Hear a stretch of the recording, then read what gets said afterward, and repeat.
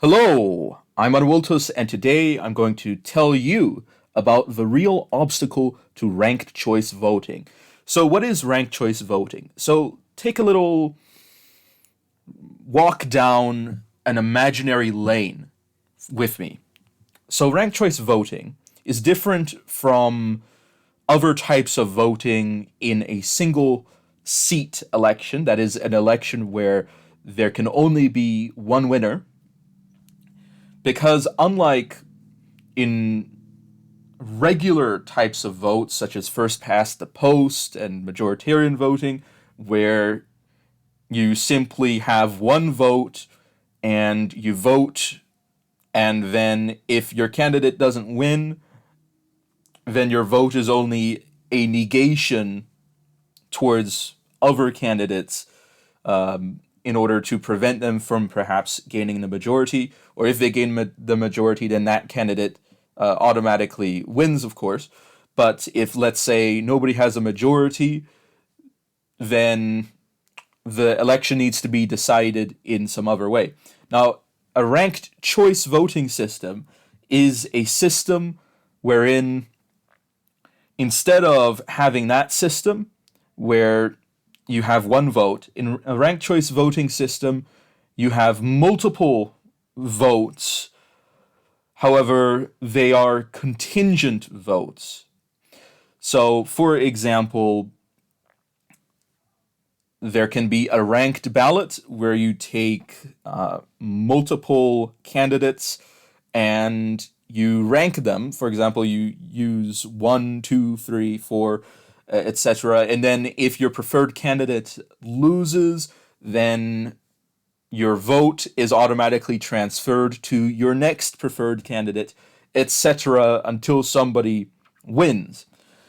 Or perhaps there's a system where the lowest ranking candidate is eliminated and then everybody gets another vote, etc. So an exhaustive ballot. So there's actually a number of different ways to do ranked choice voting, and I'm not going to get into all of them because I'm here today to tell you about the actual obstacle to this system. Because who are the people that want this system? Now, obviously, people that may want more choices may want this system. People that are tired of voting strategically and want to vote for the candidate they prefer without having to automatically concede their ability to influence the election, as might occur in some cases. Those people might want this.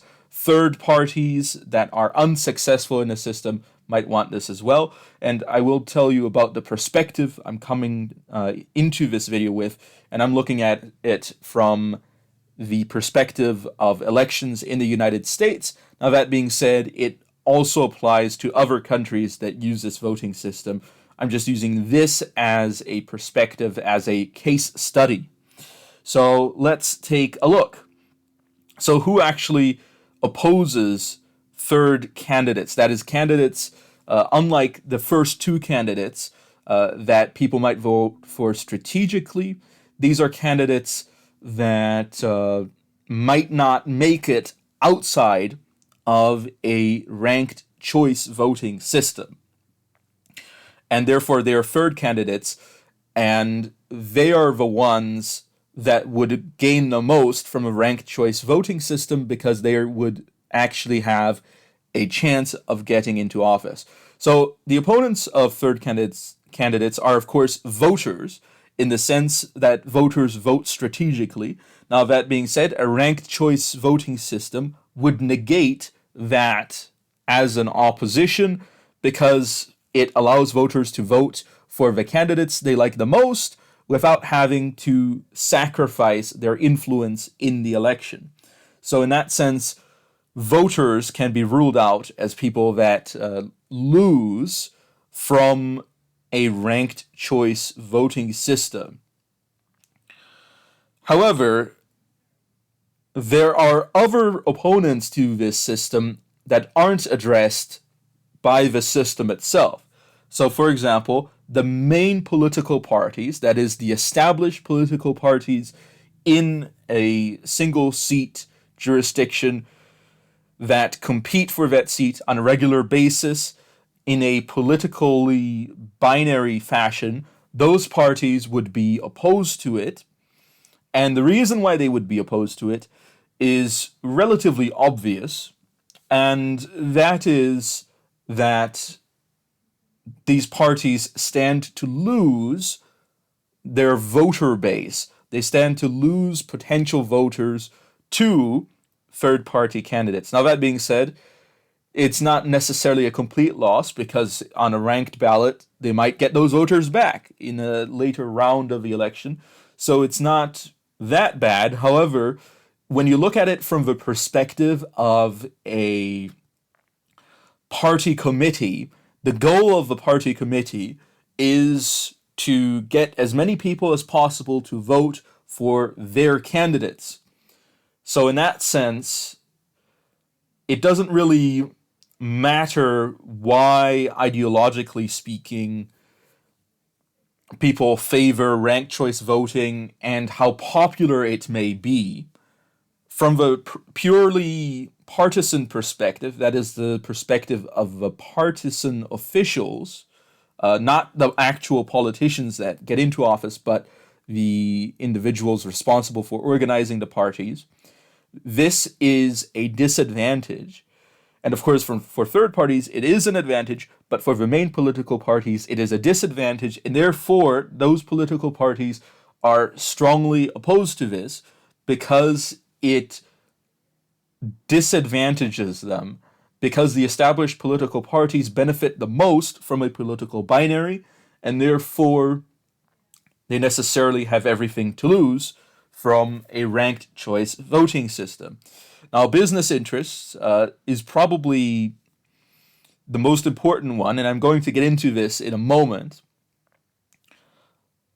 But I'm not actually going to skip over to the politicians. So the politicians don't like this. That is the people that are already politicians, the people in office, because it obviously means that they would perhaps lose some of their voter base.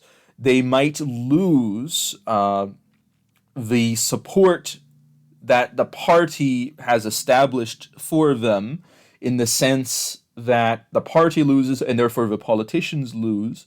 And it also gives other people a chance to receive political donations from business interests, therefore reducing their potential campaign finance.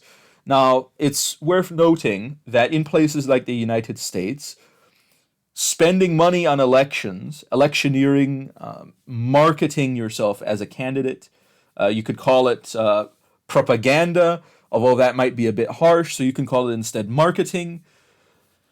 But if that's still too clinical, you can say it's tool-assisted reasoning. That's what we call campaign spending, tool-assisted reasoning.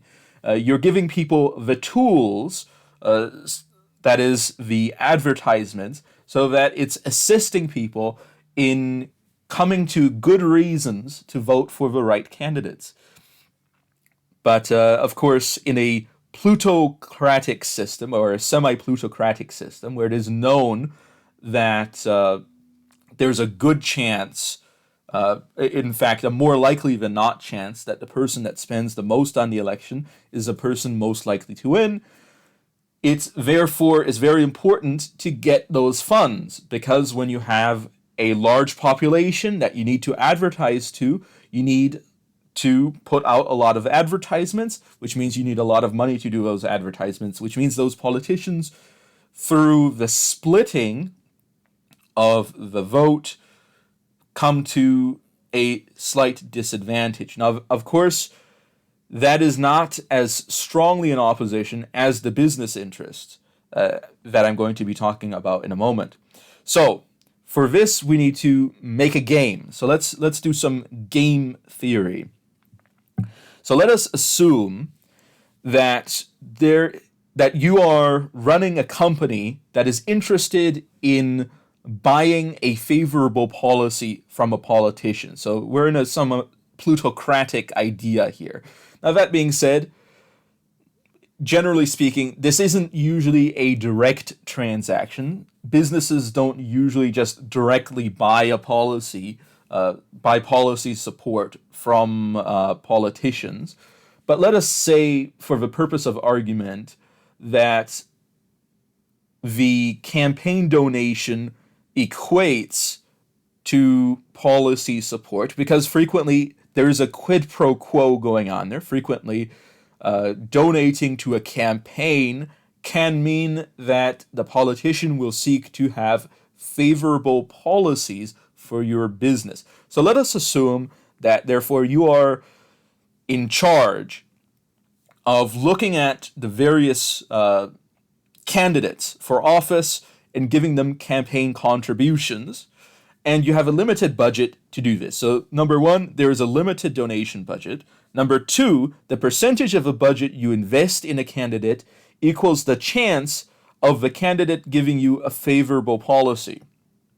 So that is to say, if you have a certain budget and you spend 100% on a particular candidate and that candidate wins, then there's a 100% chance of that candidate favoring your policy. Now let us assume that you instead decide to spend 50% on that candidate. Then therefore that candidate has a 50% chance of supporting a policy that is favorable to you. Now that being said, it doesn't exactly work like that, but I'm flattening things out for the purpose of doing some mathematics here. So number three, candidates are equally matched. That is to say that you have multiple viable candidates running in a race, and they are equally matched to each other, hypothetically speaking. So they each have a chance of winning, a decent chance of winning. And number four, donations are balanced by other donors. So we're going to say here that however money you give to one candidate, other donors will give that same amount to other candidates because you have competitors, etc. So let's say, for the purpose of this, that donations are being balanced, and therefore you're not big enough of a fish to tip the scales to win the election. However, you are big enough for the candidate to consider your support valuable. So we're going to say that. So let us actually then look at how an increased number of viable candidates actually affects how effective business donations are to those candidates. So let's look at the number of candidates running in an election, and then the effectiveness of lobbying based on the rules we have set forth. So if there's only one candidate running in an election, campaign contributions are worthless. Therefore, you have 0% chance of gaining a favorable policy, assuming that the candidate doesn't need your support. So the candidate doesn't need your support, therefore the candidate doesn't need to be swayed by your position unless the candidate is very interested in laundering the money, and therefore instead of being general campaign support, it is instead a bribe. But let's say that we're not bribing here, we're doing something legally distinct, we're making campaign contributions. So, two candidates, the political binary, you have a 50% chance, a one-half effectiveness. And why is that? Well, if you invest 100% in one candidate and you have a 50% chance of winning the race, then therefore you have a 50% chance of getting 100% guarantee of your policy being passed. That is assuming that you're investing all of your campaign budget, campaign contribution budget. But let's say you hedge your bets and you instead support both candidates, 50-50. Then you still have a one-half chance of winning, because while you have a 100% chance of electing a candidate that you have donated to, you still have a 50% chance of that candidate supporting your policy. So let's say it's that you have three candidates. Let's say now there are three viable candidates running in the race.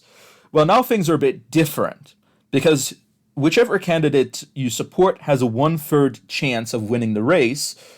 And if you choose to split your support evenly, you still have only a 1/3 chance of actually having that candidate support your policy. Therefore, you're getting less bang for your buck, and therefore, your campaigning, your campaign contributions are less effective. And that, of course, the effectiveness of your campaign contributions decreases the more viable candidates there are in an election. Which means, if we go back to the question of the idea of who is the real obstacle to ranked choice voting, in this case, we know that business interests have a very good reason to oppose ranked choice voting or other systems which allow for more viable candidates to run, because, and this is important, because their campaign contributions, their lobbying, is less likely to be effective. Now, that being said, that was on flattened out rules. Theoretically speaking, it's not exactly going to be that way. The chance of a candidate supporting your policies from you donating to that candidate isn't exactly going to be easily calculable. Okay, so I'm going to give that as a concession here. However, under this idea, under the ideal situation that I described, it makes sense that business interests would oppose having more candidates. Now, these business interests are the ones that contribute to the parties and to the politicians, and therefore, both the parties and the politicians have an additional interest, an additional reason why they would oppose ranked choice voting. And there you go. That is the real obstacle to ranked choice voting, the real reason why it is extremely unlikely to happen in a plutocratic or semi-plutocratic system. So tell me what you thought. Do you agree? Do you disagree? Please tell me in the comments section below. If you would like to discuss things with me, also feel free to do that as well. So thank you all for watching, and I will be seeing you all next time on Awiltos Over and Out.